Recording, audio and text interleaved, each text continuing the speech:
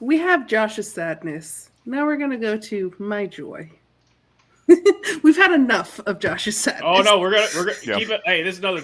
It's gonna keep going with my sadness. This is the episode brought to you by kicking me in the. Oh, sorry. What? Sorry. What? I just messed with you. But the big story for me, my Leeds, they're going up. They're going to be in the Premier League next year. With 2 games still left to go, Leeds United clinched promotion to the Premier League with their 6-0 win against Stoke City in the EFL Championship.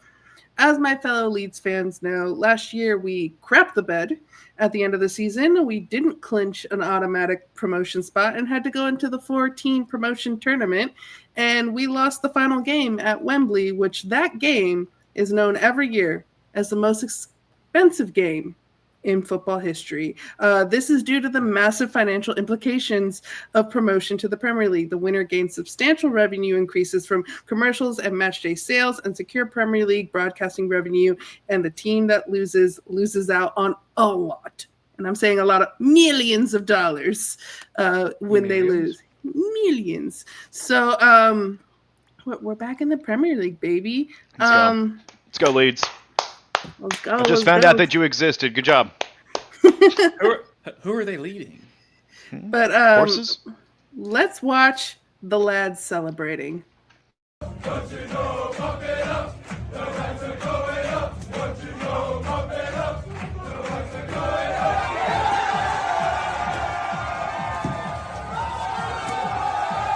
Dude, that move to slam it on the ground, epic.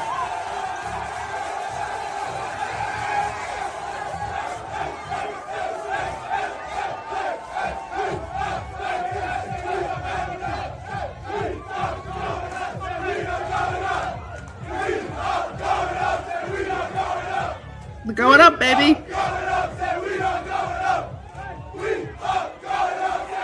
Oh, that's what they're saying. I couldn't tell. Yeah, I thought they were saying aluminium.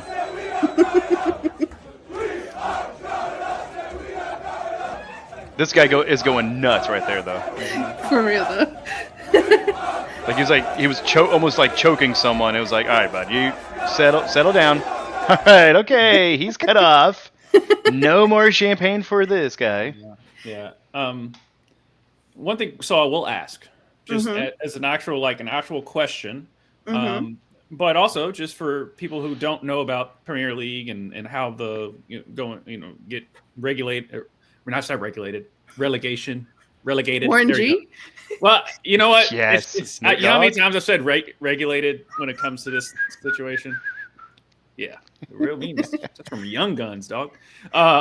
Anyway, so when you go up, right? Because I've kind of got my education from watching the Wrexham show. As far as how it kind of works, but fill in the gaps for us. So when you go up, you get more money because the league provides more money to that club, correct?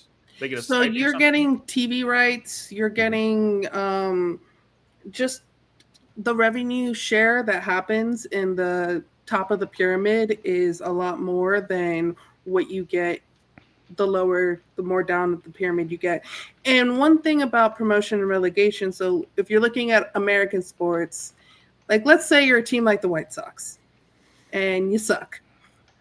And is there any reason really to try your best if you know you're not going to make playoffs and there's nothing that, if you're the worst team, like nothing really bad happens to you or your team? Whereas in soccer, except for in the United States and Canada, but in soccer, if you are the worst team, you go down a level. You lose a lot of revenue, and sometimes you have to sell your players, which then it can lead into you then getting worse and worse and going down several levels. That happens to sometimes, like being relegated can destroy a club and make them go down several levels because of just the ripple effects that happen. Or then we're seeing the opposite happen with Wrexham, of them they've risen each year and gotten more and more famous, more and more money, more like their club and that town, like the revenue for that town as well has gone up. Right. So this is from a business standpoint too, and just from is there's a lot at play if your team sucks. You want to be if your team sucks, you want to be just enough better than the worst 3 teams in your division, just so that way you're not relegated. So, which brings me to my next question. When you do go up within Leeds, and so you get a lot more revenue to pay your players, how many of the players that are on the team currently will get basically relegated themselves because they're not good enough, because now Leeds has enough money to buy certain other better players that they couldn't afford previously? How much percentage of a roster and this might be a question you might not know, but how much of a roster on an average basis, when they finally do go up a league, how much of some of those players unfortunately get cut because they can afford better players? It depends. Some keep the rosters and just add a few more here, get rid of just a few players. Some completely scrap their teams and just get new players. So it's kind of in between, like not that much and the whole team. He's somewhere in between there. But yeah, there's now talks of like, okay, what Leeds players is going to be on the team next year? What Leeds players is we're going to get rid of? What Leeds players are we going to put on loan somewhere else so we can pick other people up? That's for the front office to decide over the summer. Yeah. But yeah, so it is going to be a different team. The starting 11 will most likely be different. There'll still be, I assume Brennan Aronson is still going to be there. I assume Ethan Ampadu is still going to be there. So we'll figure it out. We'll see.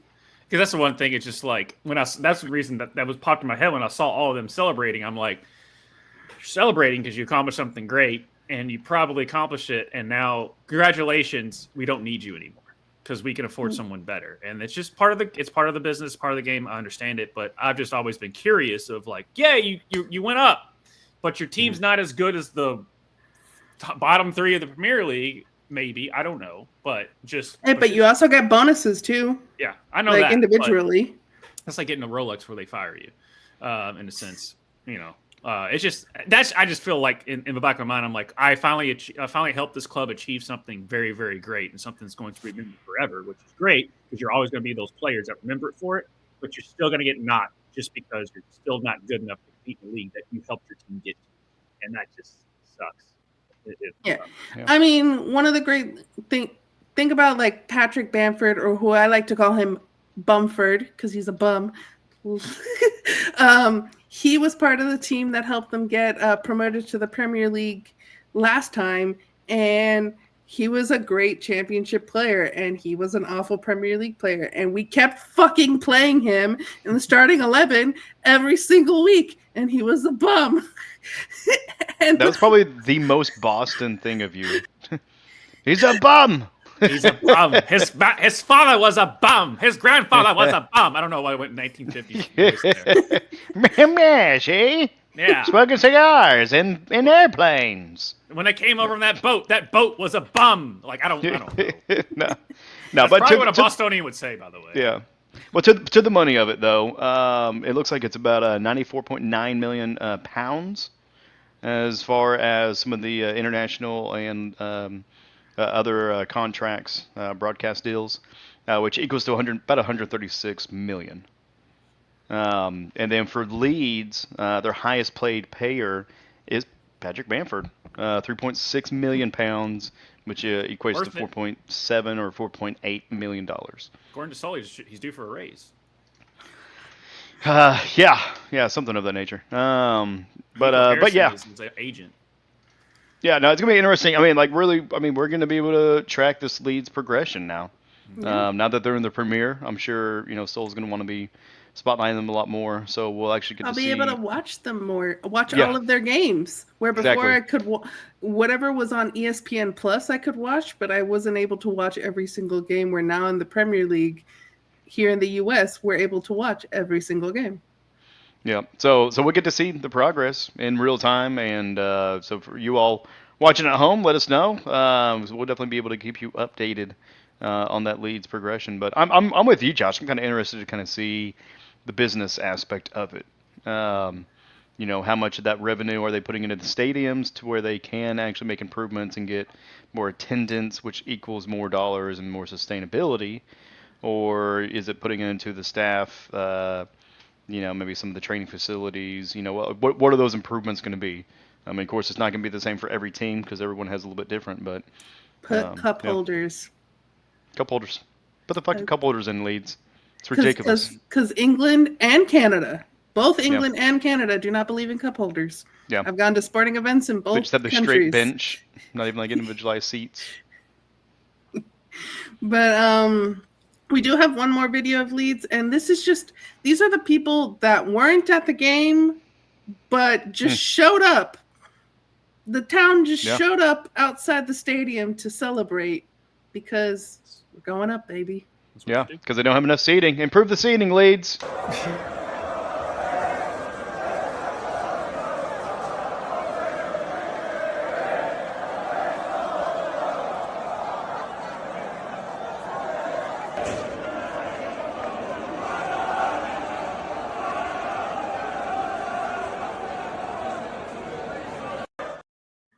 So one thing about soccer that I've noticed, they love their smoke flares or whatever the hell they're called. Mm-hmm. Yeah, they do. They love them. Yeah, they also love Molotovs and riots. So, depending on the year. Yeah, hooligans, we're looking at you. Speaking about that, Green Street Hooligans, go watch that movie. It's great. Great movie. Great movie. Yeah, but yeah, Frodo does an amazing job in it. Yeah, he does. And Charlie Hunnam isn't. Yeah, the guy from Sons of Anarchy. Yeah, he's really good. Yeah. Anyway, that ends that movie talk. So anything else about your boys moving up? When was the last time how long has it been? I know you might have said it. We've been in the championship now for the past 2 years. So we were in the Premier League 3 years ago. And the year before we were in the relegation battle, we had Jesse Marsh was our head coach, and he kept us up. And then we went through an entire January transfer window and then fired him afterwards, which I believe in him being sacked, but he should have been sacked before the January transfer window, because then now you have a new coach coming in and he doesn't get to pick any new players at all. The decisions made by the front office haven't been great before. Are any of them named Nico? Yeah, I know, right? I don't think so, but Okay. I think that's where Nico got some inspiration from. He looked at the Leeds front office,